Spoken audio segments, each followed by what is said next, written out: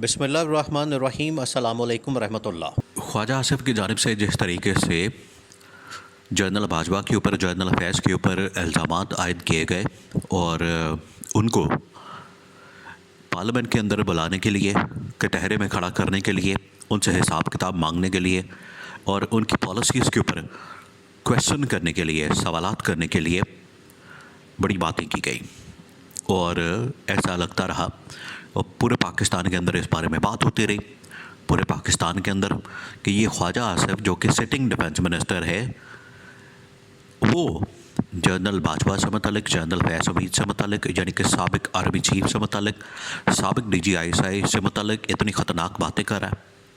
ख़ुद ये लोग अपना हिसाब किताब देने को तैयार नहीं होते। ख़ुद इनसे आप पूछ लें, एक मनी ट्रेल दे दें आप लंदन के फ़्लैट्स की, मौत पड़ जाएगी। और ये चले हैं जनरल बाजवा, जनरल फैज़ हमीद से पॉलिसी से मुतल्लिक पूछने के लिए। अब दूसरा ये कि जो तालिबान है, तालिबान की जानिब से भी जब ये बात की गई, हमला किया गया पाकिस्तान के ऊपर, तो उनकी जानिब से भी एक पॉलिसी का शिफ्ट आया है। इस पर ख्वाजा आसिफ ने क्या बात की है और जनरल बाजवा और जनरल फैज़ हमीद किस तरह से अपने दिफाक में सामने आ सकते हैं, ये इंतहाई अहम तरीन मामला है, इसको आपने समझना है। देखिए, ये जो ख्वाजा आसिफ ने ये जो असल में बयानात दिए हैं, इसके पीछे या तो शहबाज शरीफ है या फिर इसके पीछे नवाज़ शरीफ है। दोनों में से कोई एक हो सकता है और ज़्यादा चांसेस नवाज़ शरीफ के हैं या फिर इस्टेब्लिशमेंट के हो सकते हैं। अब इस हवाले से दो थ्योरियाँ काम कर रही हैं। पहले आप थोड़ी सी इसको समझ लें, इसके पीछे है कौन, फिर उसके बाद ये जो बयान दिया गया है, इसके कॉन्सिक्वेंसेस और इसके नताइज का बरामद होने वाले हैं, उसके बारे में आपने समझना है। पहले ये कि इसके पीछे या तो इस्टेब्लिशमेंट के, मौजूदा इस्टेब्लिशमेंट ये चाहती है कि ये मैसेज कन्वे किया जाए कि क्योंकि जनरल बाजवा, जनरल फैज़ हमीद ने ये पॉलिसी अपनाई थी और पिछले इस्टेब्लिशमेंट की ये पॉलिसी थी, उसका खमियाजा आज हमें भुगतना पड़ा है और पिछले इस्टेब्लिशमेंट की जानिब से जो पॉलिसी अडॉप्ट की गई वो आज हमारे गले पड़ गई है।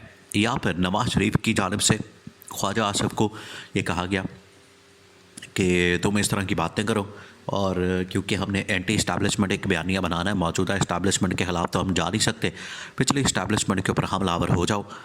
तो ख्वाजा आसिफ ने हमला कर दिया और ख्वाजा आसिफ ने जनरल बाजवा, जनरल फैज़ हमीद को कटहरे में खड़ा करने के लिए इल्ज़ामात की बौछार कर दी। ये दो थ्योरियाँ इसमें काम कर रही है।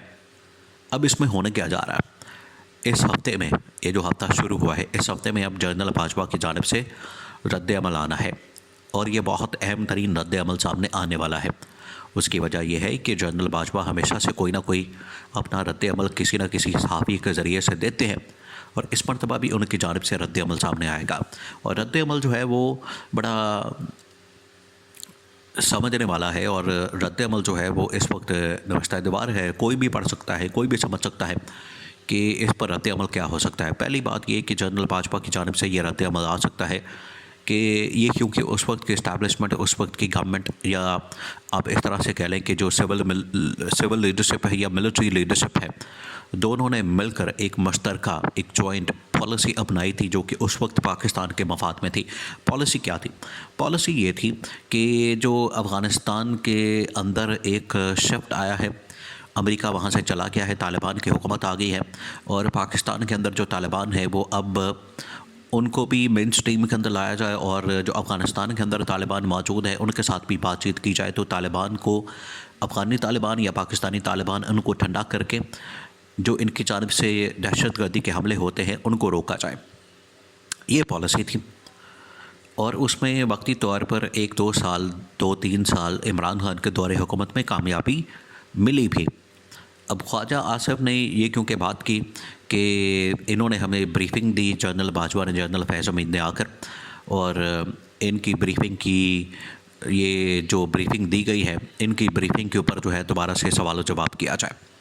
तो उस वक्त पॉलिसी के नताइज तो निकले, वो पॉलिसी तो कामयाब हुई और तालिबान वक्ती तौर पर रुक गए और इमरान खान ने पहले दिन से ये मौक़िफ़ इख्तियार किया हुआ था। देखिए, असल में तो ये पॉलिसी इमरान खान की थी और जनरल बाजवा आके इमरान खान की इस पॉलिसी को डिफेंड करेंगे पॉलिसी क्या इमरान खान की? इमरान खान तो आज से 20-25 साल पहले की ये पॉलिसी अपना के चल रहा है।